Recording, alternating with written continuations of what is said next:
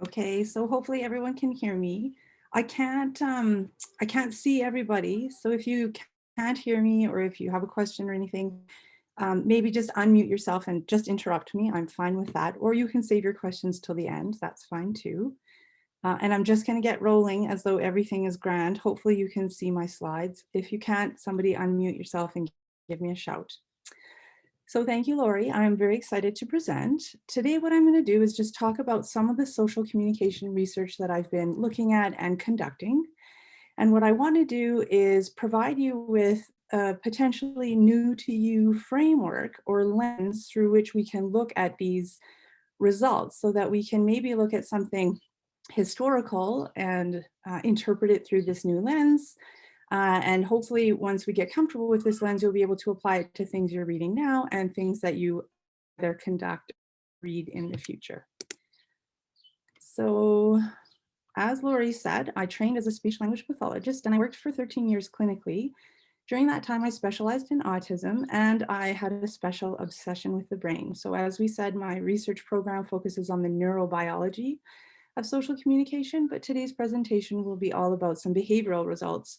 And then if there's interest, maybe in the fall, I can come back and talk about some of the neurobiological findings. I had such a special obsession with the brain, actually, that I came back to do my PhD after my clinical career. And I worked with individuals, adults with and without autism. They went in an MRI scanner and we had them doing a task that involved metaphors. Right after that, I went to Ireland and I worked on a project that we'll talk about. Most of this presentation will be about that project. And currently, as it says in the bio, I'm working with Dr. Alana Fish back here at the University of Alberta. She's a computing scientist and she studies computer models of language. So together we're developing some new innovative ways to analyze language in the brain, and we're using that to then inform her computer models of language. I also work with Dr. Craig Chapman, who studies cognition through motion. And with him, I'm trying to develop some ways that we can study social cognition through motion so we can start to tap into social communication in individuals who are nonverbal or who have language impairment, for example. Okay, so just a note that I use person first and identity first language interchangeably. When I'm working with someone, I ask them and I use whatever they prefer if they have a preference. Otherwise, I use it interchangeably, as I will do so, pardon me, today. Just grab my water. Okay, so let's begin. When we say language, we use language to communicate. We are actually talking about this, language is actually an umbrella term, right? It's this overarching term that refers to actually many different skills that must go together for you to communicate your message to someone else. And one framework that we can use to talk about this is the form, content, use framework. So I don't know if you all can see my little arrow going around, so I'll just verbalize where I'm pointing. So I'll start first talking about the yellow circle on the right, the form bubble. So form is just sentence structure, basically, or the structure in general of the language. So are you adding the proper endings to your words? Are you using the proper grammar? Do you know that things must be switched around if you want it to sound like a question instead of just a sentence? So if I said to you, cookies are yummy, that would sound really great to you and probably true for most of us. But if I said to you, cookie are yummy, you would understand what I was trying to say, but it wouldn't sound quite right because the form, the structure of it is what's not on. So now we'll talk about the content bubble, the green one on your left. And content really just talks about the information we're trying to convey to the person. It can be boiled down simply to vocabulary, like what word choices are you using? But we also know that words begin to take on certain meanings and extra sentiment for some people, depending on their experiences. And they attach to or connect with other words, again, depending on their experiences. So a good example is the word spider, which for some people have much different connections and connotations. For example, someone who's afraid of spiders, compared to the connections and connotations for someone who works with spiders for a living, or for Spider-Man fan, maybe. And so the other example would be to say bottles are yummy. So the form of that sentence is right, but the content, the information I'm sharing is what doesn't make sense there. Okay, and so now I'll talk about the purple bubble on the bottom, the use bubble, and this is basically pragmatics or pure rules of conversation, social communication, interaction? Do we understand the proper way to talk back and forth with someone to get the message across? So this involves a bunch of different skills, things including taking your turn properly, and also, you know, talking to a 1-year-old differently than you would talk to your partner, for example. So one of the key aspects of this framework that I really like is how we can see there are overlap between each of the bubbles as well as all the bubbles together.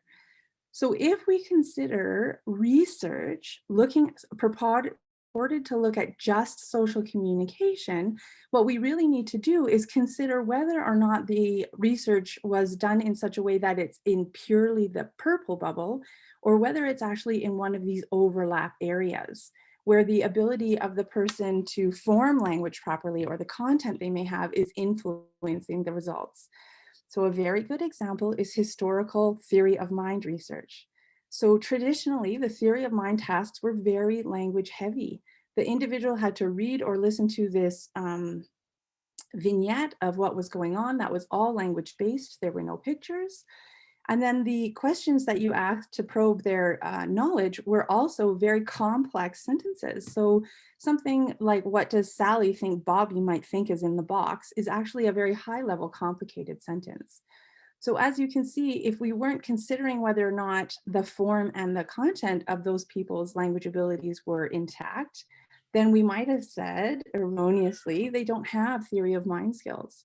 And what we know from recent research, which has tried to minimize the language load of these results, is that people with autism do have theory of mind results, abilities.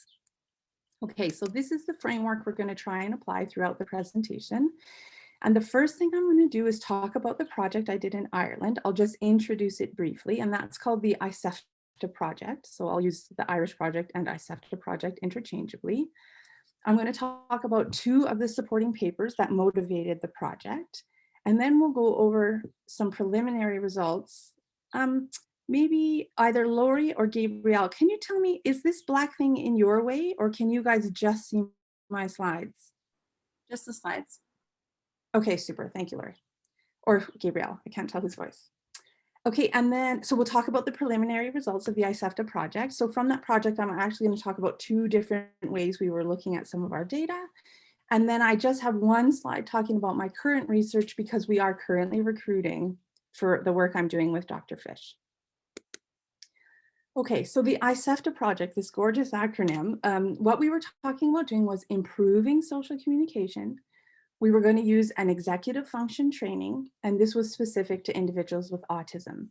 So this was really 100% motivated by the assisted call. So the assisted is the name of the funding opportunity, and the assist in assisted stands for assistive technology. So I am not an assistive technology expert, and neither were either of the 2 ladies I ended up working with. But one of the ladies, Dr. Claire Kelly, she had previously worked with an intensive computerized working memory intervention called Cog Med. Okay, and Cog Med plays a role in the study. So it was an intensive computerized working memory intervention.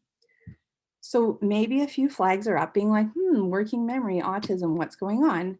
And I was thinking along the same lines. I wanted to find some research that would support why we might use CogMed. And so what I did was I was looking through the literature, and I came across this really interesting finding in the Leung et al. Paper. So here's a little snapshot of the title page. I'm going to go through the Leung et al. Paper. That's one of the supporting papers we were talking about. And as I prepare to do that, I'm just going to quickly remind you of these 2 standardized assessments because they play a role in the rest of the talk today. So the one on the left in the dark blue is the Behavior Rating Inventory of Executive Functions, otherwise known as the brief. And I don't know how familiar people are with the brief, so I'll just give a quick overview. The brief is filled out by someone who's familiar with the person with autism, and they answer questions such as, little Billy often forgets his homework. That's just an example.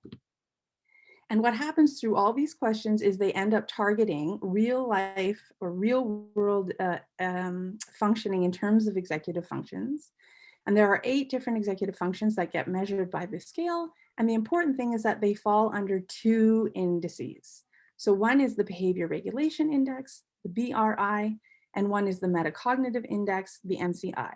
So I'll just refer to the BRI and the MCI repeatedly throughout the talk today. The other standardized assessment is the Social Responsiveness Scale. And this scale was developed for individuals, specifically for individuals with autism, to get at social communication skills. So again, the SRS is filled out by someone else who knows the person with autism, although there is now a self-report for adults, but for adolescents there isn't.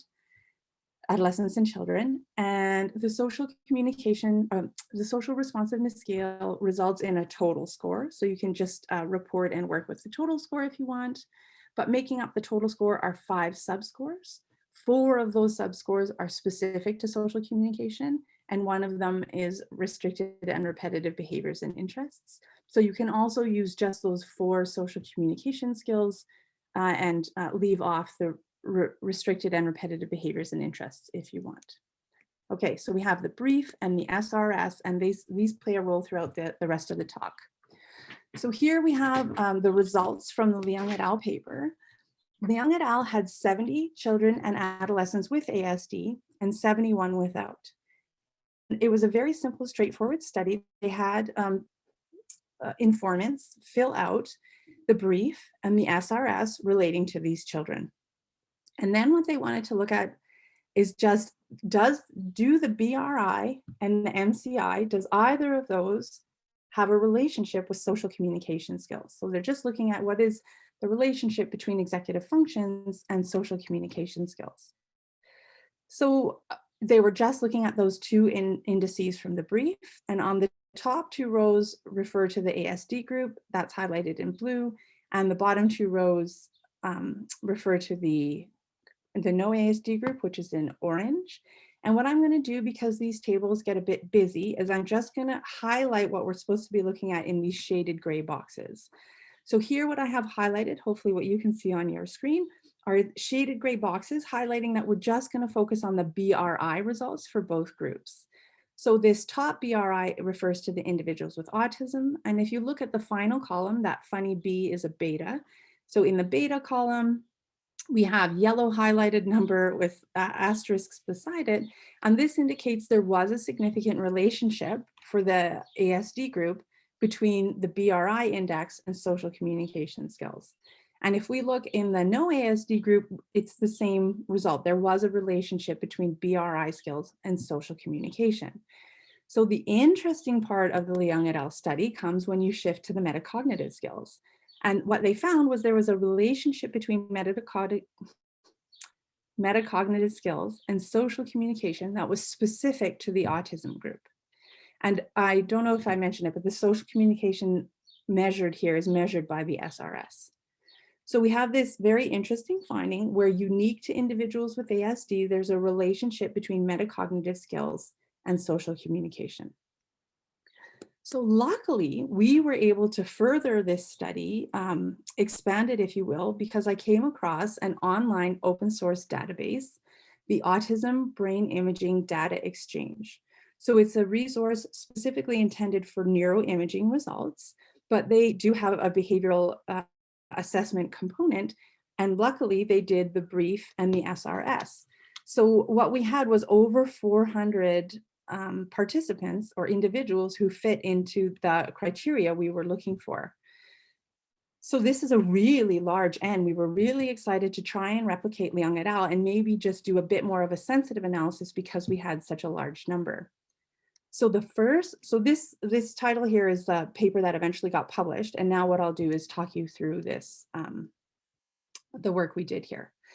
So the first thing we decided to do was to stratify by gender. So because we had such a large number, we were lucky enough to separate stratify by sex.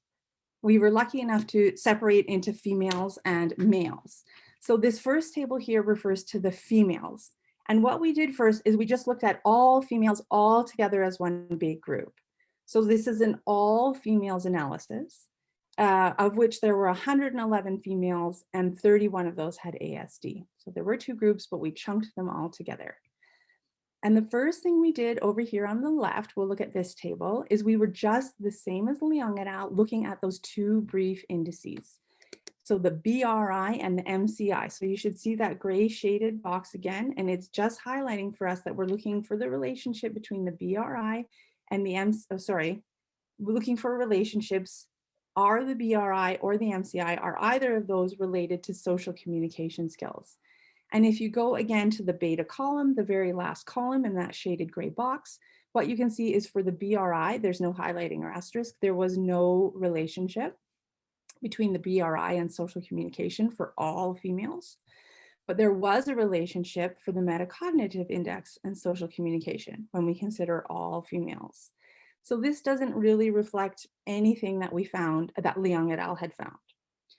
What we then wanted to do is say to the model, okay, well, does it matter if I tell you that there's actually two clinical groups within this whole amount of data that we're looking at? So we're looking for this group interaction, we call it. And what we see, I'm sorry, this yellow box is too big. So there's actually no highlighting for the BRI by group interaction, and there's no highlighting for the MCI by group interaction either. So there wasn't any particular group that was actually having an influence or a relationship between one of these indices and social communication. So just in general for females, the metacognitive index related to social communication skills, but it didn't really matter if you were, if you had autism or not, if you had the diagnosis or not. So the table, a little bit bigger table on the right is now what we're doing is we were interested, remember, in that metacognitive index from the original Leung et al. Results. So our pre-planned analysis was to then look at each of the executive functions within the metacognitive index and see if any of those executive functions individually are driving a relationship or are specifically related to social communication skills. So what I'm doing now is giving you that gray shaded box again to highlight those 5 executive functions under the metacognitive index. And if you again look in that beta column or the last row in the shaded box, there is no highlighting and there are no stars. There were no relationships. None of the individual executive functions were driving this relationship. So altogether, metacognitive executive functions play a role, have a relationship with social communication for females, but it's not specific to any one of those executive functions. Okay, so I should have made this a bigger difference. So what I have just done is slipped now over to the all males regression tables. So if you look at the title, you see all males. We had over 300 males in our whole sample, which is very large, and 147 of those individuals were autistic. So again, just following the same analyses, trying to replicate the Leung et al. Study, the first thing we looked at was, is there a relationship between BRI and social communication or MCI and social communication? And what you can see if you look in that last beta column, there is the opposite to the finding that we had for the females. So for the males, the behavior regulation index is related with social communication skills, but the metacognitive index is not. And if we then, again, we say to the model, okay, but actually within this large group we're looking at, there's 2 distinct clinical groups. Does that mean anything or does that change the results? And as a matter of fact, it does. So when we consider that there are 2 groups, when we tell the model, look, we've stratified we have these 2 different groups in this one big set of data you're looking at, what it shows us is that there is a interaction between the metacognitive index and social communication skills, indicating that one of the groups has a relationship or one of the groups has a much stronger relationship than the other.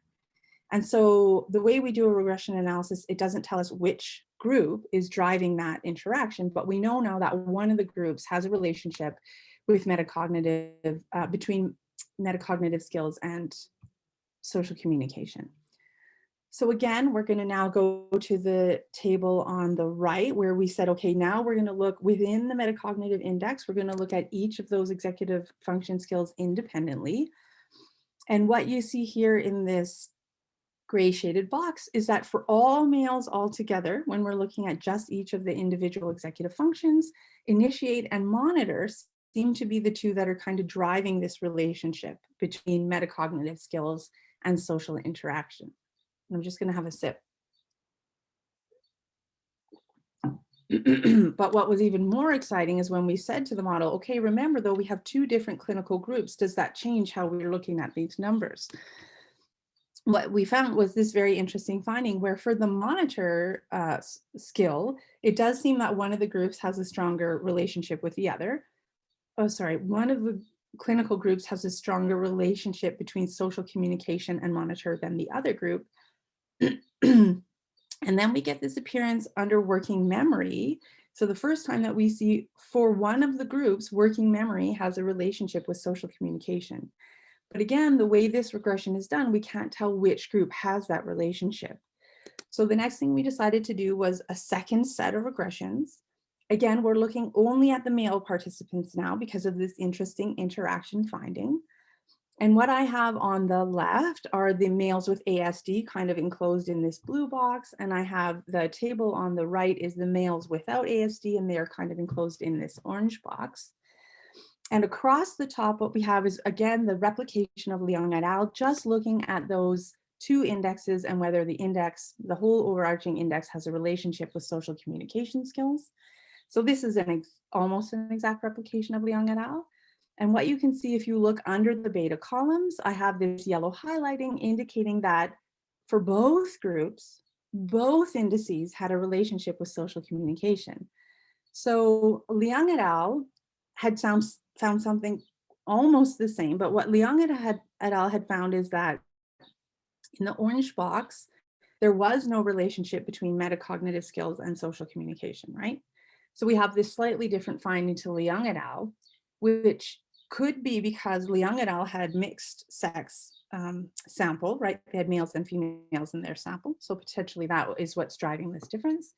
Or it could be that we just had such a nice big sample that we had a bit more power to detect something that was there that they, Leung et al. Weren't able to detect. So we don't know which of those it is. We are not able to answer the question, but those are just some things to consider of why we had this slight difference. So the real exciting thing for me was to look within the metacognitive index, look at each of the executive function skills to see, did they have a relationship with social communication? And again, we're able now to look at just the males with ASD and just the males without. And what we had is this tiny little, but to me significant, and it was significant, finding of a relationship between working memory and social communication skills specific to the group of males with ASD. So I'm waiting for the gasp from the audience. So this was our very big, exciting finding in this he said, she said paper. And this is just a visual representation of the same thing. So unfortunately, the color scheme here is not aligned with the rest of the presentation. Here, the green solid line are individuals with ASD. And you see the little asterisk indicating that this finding of the relationship between working memory on the x-axis, social communication on the y-axis. So this finding was significant, whereas for the individuals without ASD, who are the blue hashed line in this visual, there's no relationship and their non-relationship is not significant. So this is just a visual representation of the same finding. Okay, so that was very interesting to us. We had found this relationship between working memory and social communication that was unique to males with ASD. So it wasn't found in females at all, and it wasn't found in males without ASD. And I did want to just drop in here for consideration that both the SRS, the brief, and the SRS are informant reports. So they're filled out by someone else who knows the person with autism. It's not information we're getting directly from the person with autism, right? It's someone else's opinion of. So I just want to throw that to let that percolate while we talk through some more of today's talk. I keep clicking off. Okay, so now what I'm going to do is talk about the ISCEFTA study. So basically we had this information from Leung et al. And we had the same information from the Chouinard et al. He said, she said paper. And what we wanted to do was kind of just replicate that while we were looking at a working memory intervention. So remember, this CogMed is a computerized intensive working memory intervention. Our participants were all going to be between the ages of 13 and 18, and we were looking to get 30 participants in each group. So within each group, you were randomly assigned to either the treatment or the waitlist group. For the treatment group, you completed our assessment, which contained a whole bunch of things. Then for the next 5 or 6 weeks, you completed the CogMed program. And then we redid the same assessment. So it was a pre-post assessment kind of design. If you were in the waitlist group, you just lived your life as normal between those 2 time points. You didn't change anything about if they were doing therapy or anything like that, although no adolescents are receiving therapy really. And then after your pre and post timeline, so once your participation in the study was complete, then we offered that you would be able to get the CogMed training afterwards if you wanted. And so the exact same protocol and randomization was used for the group of individuals without autism. So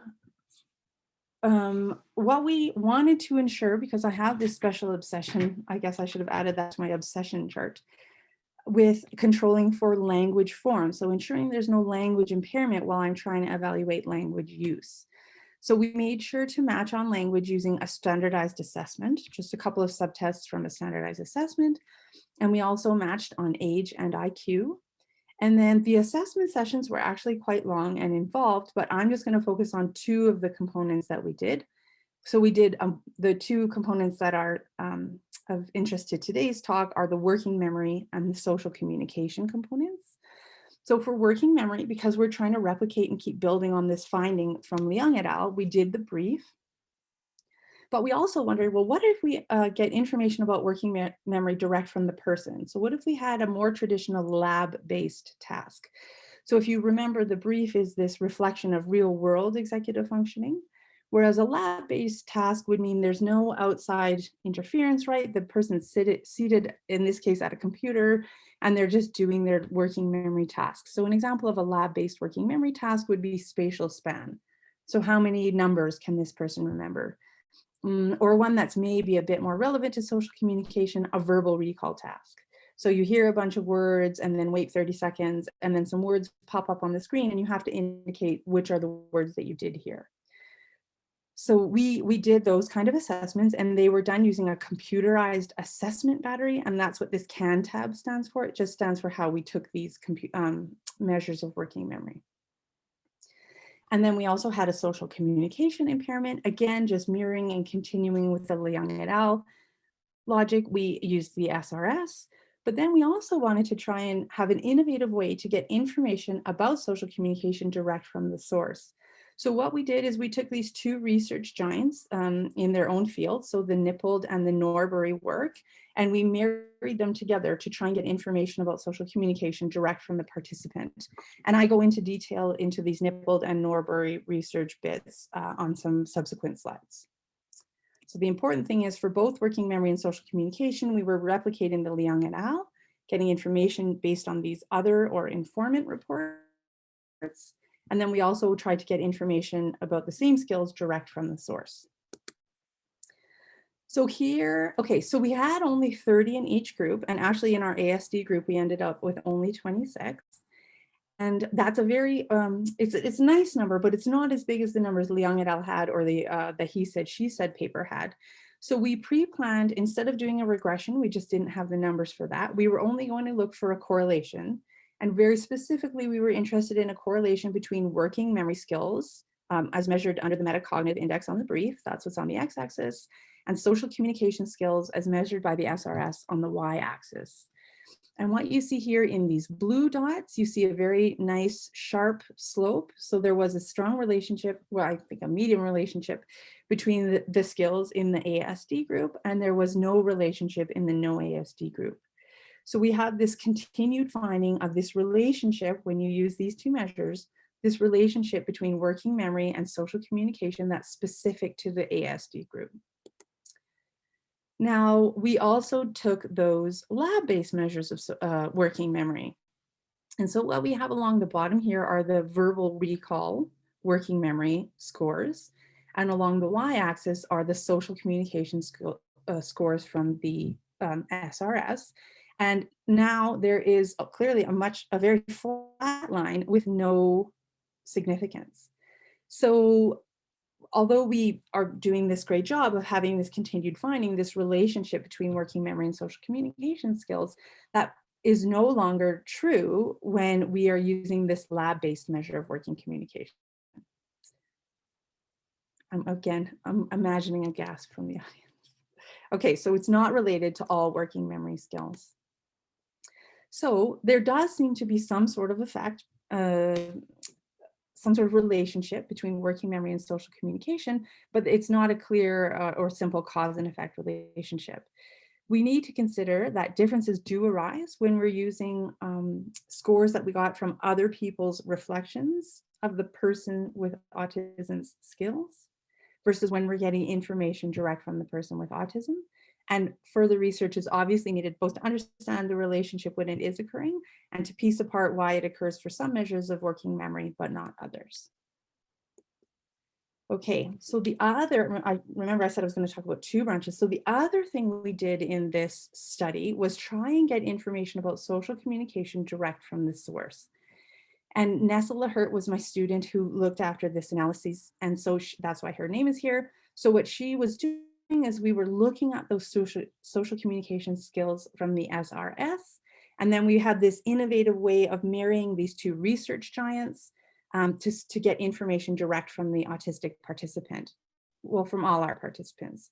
So the Nippold et al. Part and the Norbury et al. Part I'm going to talk about on the next two slides. So Nippold et al., the entire research done by this group is to just say, how do we get good language samples from people? Language samples that would kind of consistently be the same every time we did it, that seem to really match their conversation in real life. So they're robust and they're reliable and they're big enough that we can get some, do some analysis on it. And so for this particular study we used of Nippold et al.'s, they did a peer conflict resolution task, or PCR. And they evaluated the PCR versus a couple other ways to get a language sample, and they found that the PCR was the superior one. So for the PCR, what you do is you read this vignette to the participant and you say, listen carefully because you're going to have to tell it back to me when I'm done. Then you read it out to them and then you say, tell the story back to me in your own words. Try to tell me everything you can remember about the story. And you push record and you start recording the participant. Once they're done with their story retell, you then ask them this series of questions. And some of the questions are a little bit simple, like comprehension type questions. What is the main problem here? But there are also questions that allow the participant or cue the participant to get a bit deeper into what the characters might be thinking or intending or how they might be feeling. So what will happen? How might John deal with Bob? What will happen if he does that? And how do you think they'll feel? And so you're recording. When it's all done, you then get this in giant language sample transcribed.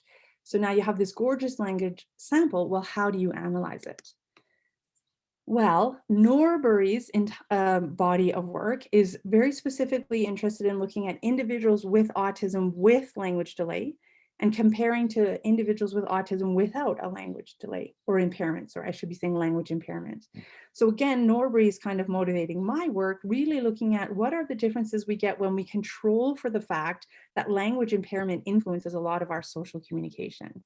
So Norbury et al. Developed this specific way of analyzing a story retell to get information about form and content and use.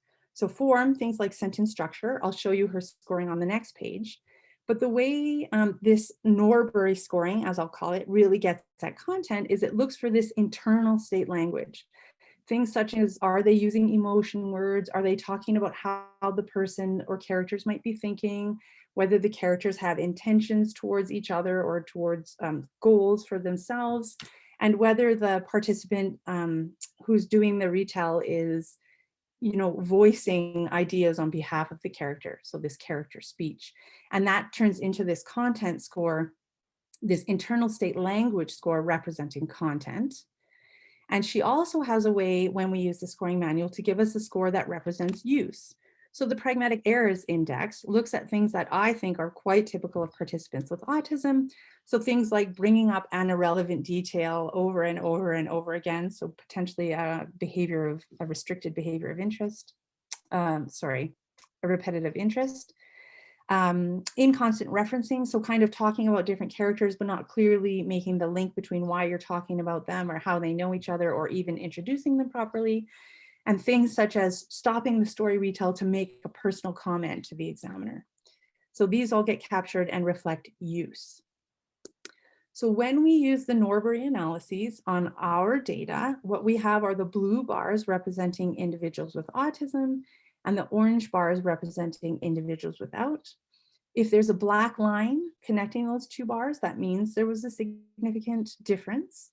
But here, as you can see, on all 5 measures of language structure or form, there are no differences between the groups.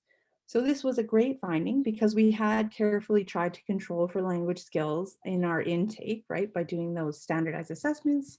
And what we just have here is reaffirmation that our groups were really well controlled for language form. When we look at content, we use that internal state language score, which most people in Europe, for sure, still would have predicted there would be differences between these groups, that participants with autism would have many fewer examples of these kinds of things in their language sample.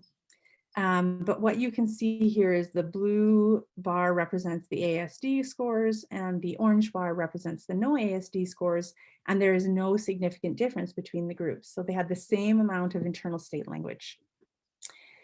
And what we also wanted to look at was, is there a relationship between internal state language, this content score from the Norbury scoring, and social communication as scored by the SRS? And what we find, although there is a slant to this blue line, there is no relationship for either the ASD or the no ASD group, indicating to us, we interpret this, indicating that we are capturing something unique, something different when we get information straight from the source. And these are the pragmatic errors findings, which you can see there is a difference between the groups here. And I'm sorry, I tried to recreate this graph, but I couldn't find my students' statistics. So it's flipped. So usually we have social communication skills along the y-axis. Here they're along the x-axis instead. But the important thing is there was no relationship between our pragmatic errors scores and social communication as measured by the SRS.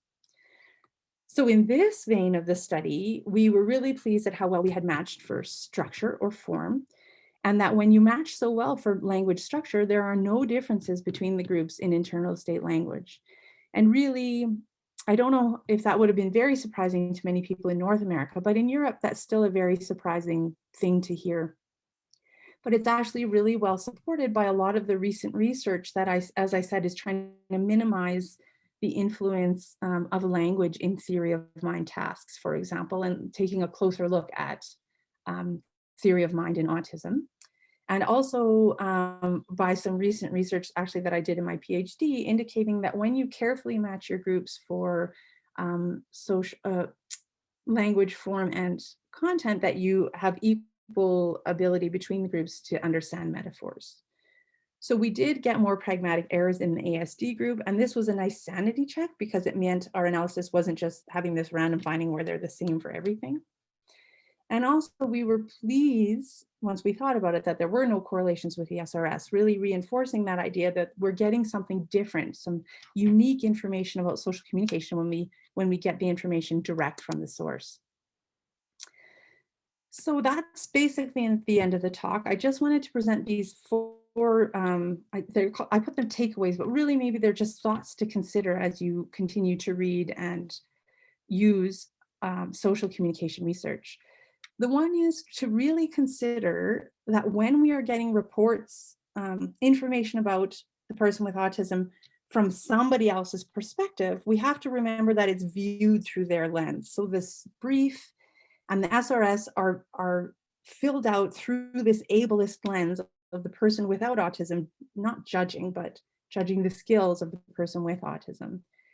And we also have to think, well, maybe those kinds of assessments are really doing a great job of getting a true functional representation of what's capable in the real world, despite what the skills are like in a restricted laboratory setting. The other thing that I only kind of alluded to through the Chouinard et al. He said, she said paper is this difference between females and males. And this just joins this growing body of literature that we know we really need to understand better and consider more carefully differences between females and males when we're diagnosing and working with individuals with autism.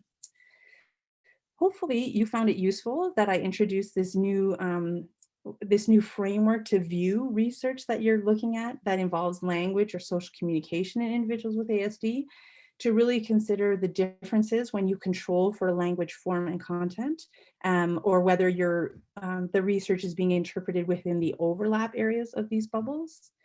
And then also, I mean, clearly there is some sort of relationship between working memory and social communication as measured by those two measures, but this obviously requires further investigation. Okay, so there are a bunch of thank yous here on the slide. I would specifically like to point out people at the University of Alberta, Dr. Olivia Conlon, who might be on the call today, I don't know. She's the one who introduced me to the Norbury analysis. And Dr. Wendy Mitchell was someone who helped me find the Nippold et al. Way of getting a language sample. Dr. Walden, I think a lot of you will be familiar with her. She's my old PhD supervisor. And I will just leave this slide up while we have time for questions. I am currently recruiting individuals with and without ASD. We're again interested in verbally fluent, intellectually able participants, just so we can ensure that form and content are, as measured by standardized assessment, are not impaired. We are doing in our study right now MRI and behavioral message. And the basic gist of it is I'm looking at neural encoding of semantics. So we know there's this two-way relationship. How we use language allows us to build information about the words that we're using or the information we're trying to share. And I'm just trying to look at how we currently lay down the semantics, or how we currently relate words to each other, and whether that can give us information about the skills we had in terms of language use while we were developing. Whether there's a relationship. What is the relationship between social communication and vocabulary or semantics? So that's everything. I'm assuming there's a huge burst of applause and some people even standing on their feet. So Lori, I'm not sure if we take questions or. Yeah, we can. Perhaps if someone has a question, they can just drop a me in the chat box on the bottom middle of the screen. You can see the little chat box. So if you were to just maybe write me or some word in there, I can call on you to ask your question. But I want to thank you, Brea. I think you did an excellent job of describing your research. I've never understood a talk about social communication so clearly, so I really appreciate that. Thank you very much. We'll just wait to see if anyone has a question. But in the meantime, I may have missed this and I apologize if I did, but in your study with the 30 or just under 30 participants with autism, did you do any controlling for sex, or were they all of the same sex? Good question. We didn't because I think, as most people know, to get 30 participants with autism is quite tricky. In that analysis, I do have another graph. It's somewhere later if you wanted to see it. I did run it with males only. So with males only, we had 20 participants in our group, and the same finding happened. So there is a relationship between, and it's stronger when you get rid of the females. There's a relationship between working memory and social communication that's a tiny bit stronger and is significant when I look at only the males. But it's not, it's when you're doing regression or correlation, you have to have a certain number to make sure the statistics are viable. So I did present with n equals 26, which was females and males, but when I dropped the females and there's just 20 males, we have the same finding, just a little bit stronger. It's a good question. Definitely. Thank you for that response. I'm wondering, just for your study, the age range that you're looking for the adults with and without autism, because adults is quite a large range, and I'm wondering if you're more, aiming towards the 20 to 30 range, or if you're open to any age whatsoever. We really are open to any range whatsoever. I mean, even up to 60. we're not really restricting. We are just trying to see from established, mature semantic systems, what can we tell about what was happening during development? So yeah, we're not really restricting at all. Yeah, 18 and older. Okay, and I have another question if you don't mind. I'm wondering your thoughts about why you think there is this difference between males and females on social communication in autistic individuals. Well, I mean, if you read the he said, I'll just reiterate the stuff we went over in the he said, she said paper. There is a lot of, so there's kind of two ways to answer that. There is a lot of camouflaging in females with ASD.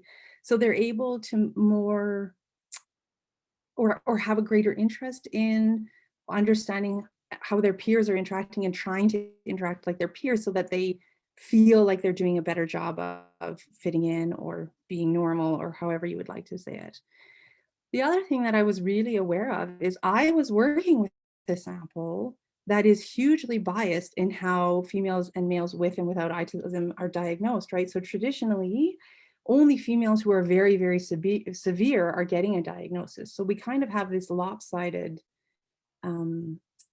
sample where the females I'm working with are very, very severe, have a much more severe or higher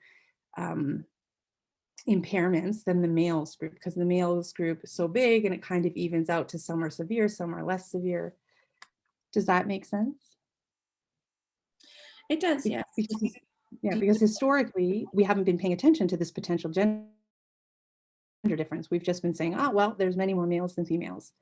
But if a female is really severe, she gets a diagnosis. So in my sample from the ABIDE study, there's this unintentional bias towards very severe female participants, whereas the male participants kind of represent the spectrum of the spectrum, if you will. Okay. Do they have some kind of measure of severity in that sample that you looked at? They do. They have, and it's in the he said, she said paper, and I had it on one of my slides, but I had gotten myself well sidetracked when I left it in. And there is a very interesting finding where the females have are more impaired. I can't remember if they're either more impaired on social communicate. I think they're more impaired total than males with ASD. But when you look at just the social communication, then it reverses. I think that's the finding, but I was trying to look on my slides madly last night. I couldn't find it. I'd have to go back to my he said, she said paper. Or if anyone wants to email me, I can send you the he said, she said paper. It's an interesting look at it. Okay, perfect. So there are, yeah. So that difference was apparent in the data, even that's there, yeah. Okay, so I'll give a couple more seconds in case anyone has a thought that popped in their head that they like to ask Brea. And if not, we'll just wrap up. And I want to thank you, Brea, for kicking off the Return of Autism Research Rounds. I think you did an excellent job, and I really appreciate you preparing a presentation for us at 8 in the morning, and it was really good and really easy to understand, which is something that I really appreciate. So I think we're good, and I want to thank everyone also for joining us, and I hope that you learned something about social communication, because I know I definitely did. So on that note, I think we'll say thank you and have a great Lori. Yeah. Sorry, can I just interrupt, Lori? Are the slides going to be available to people if I send them to you? Yeah, I can make them available with yeah, for sure. I can do that. Okay, and my contact information is on the slide and is available through Lori if anyone is interested in learning more about the current study. So thanks, everybody. Thank you, everyone. Have a great day. Bye.